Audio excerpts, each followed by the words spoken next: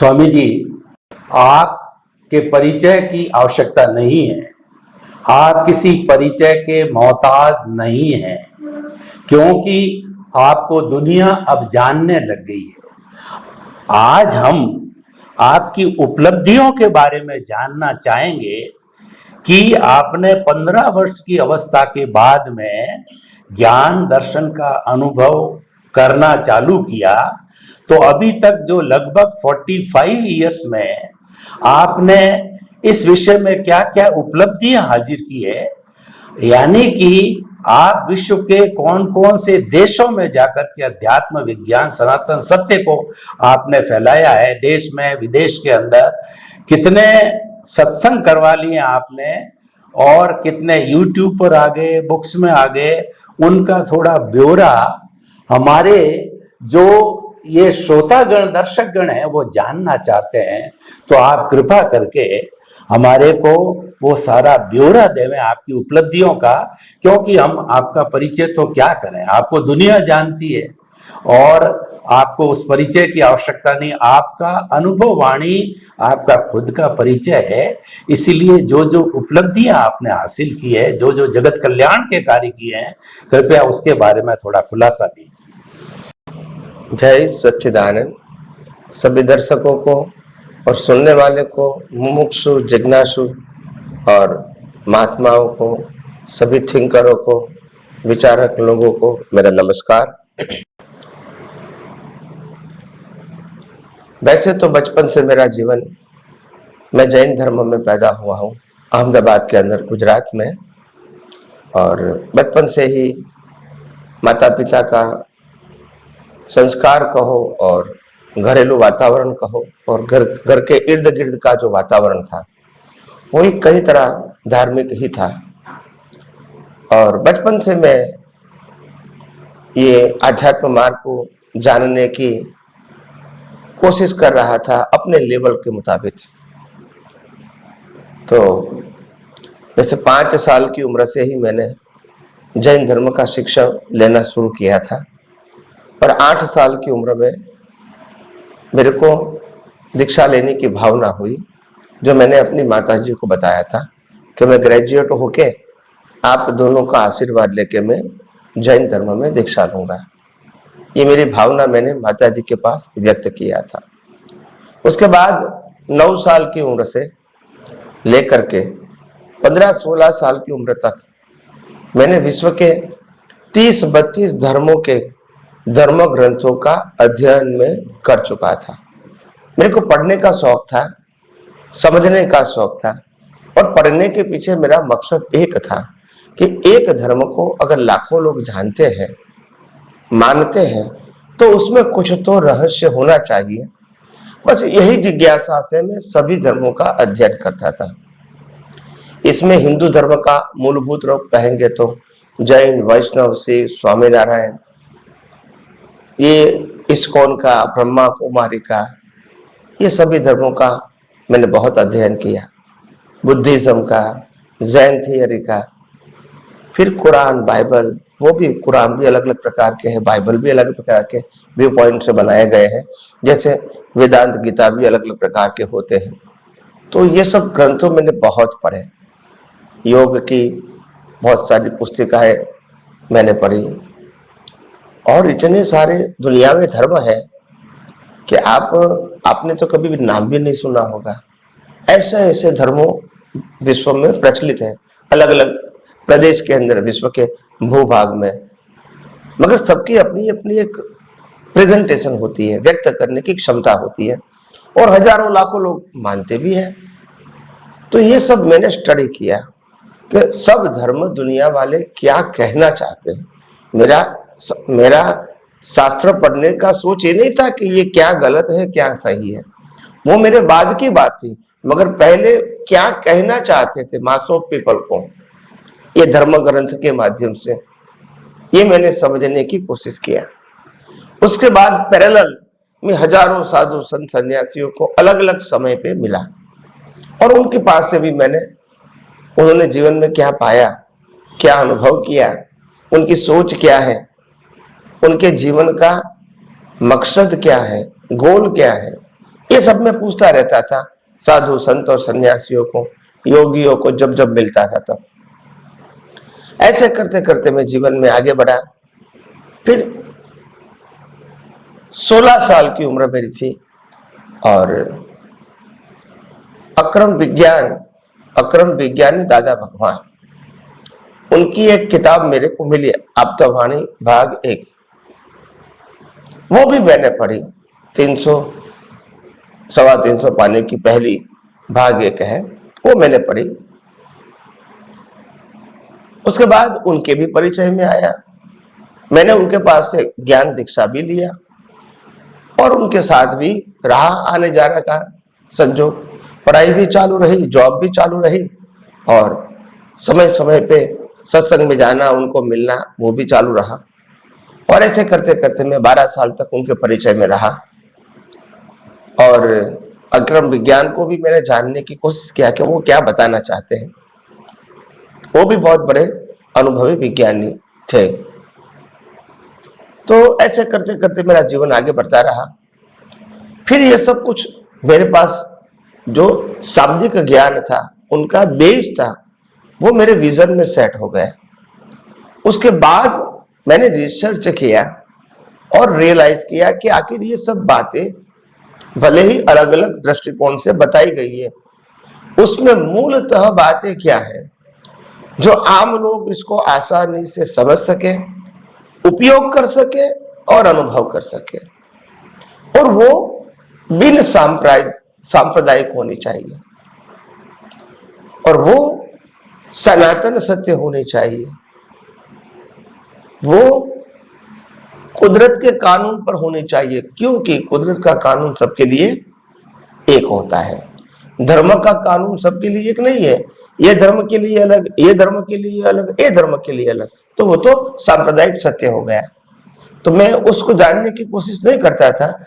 अभी मैं उसमें से रिसर्च करके जो विज्ञान के रूप में, सनातन सत्य के रूप में, यूनिवर्सल ट्रूथ के रूप में, आध्यात्म विज्ञान के रूप में जो मेरे को पूरा विजन खुला हुआ, वो विजन ही आज मैं दुनिया को कई सालों से, करीब 15, 18, 20 साल से मैं दे रहा हूं, जो मेरा खुद का अनुभव का विजन है।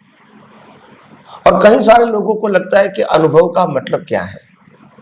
अनुभव का मतलब होता है दुनिया का जो सनातन सत्य है, जिसको हम कुदरत का कानून कहते हैं, वो आपकी दृष्टि में खुला हो जाए, वो आपका अनुभव है। अगर केवल ज्ञान में क्या होता है, ब्रह्मांड का रहस्य खुला हो जाता है। ब्रह्मांड तो वही का वही है, रहस्य खुला होना, इसको अनुभूति कहते हैं। अनुभूति का मतलब प्राप्ति नहीं है, अनुभूति का मतलब होता है सनातन सत्य खुला हो जाना।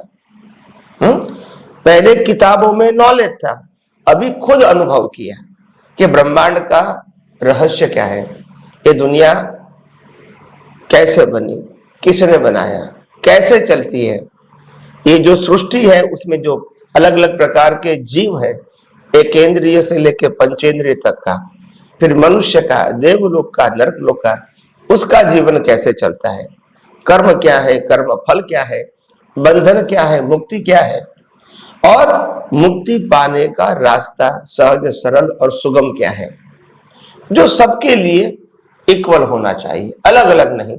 धर्म अलग अलग हो सकते हैं, मुक्ति का मार्ग अलग अलग वास्तव में नहीं हो सकता है, मगर मुक्ति का मार्ग अलग अलग बताओगे, मतलब वो सांप्रदायिक सत्य हो गया।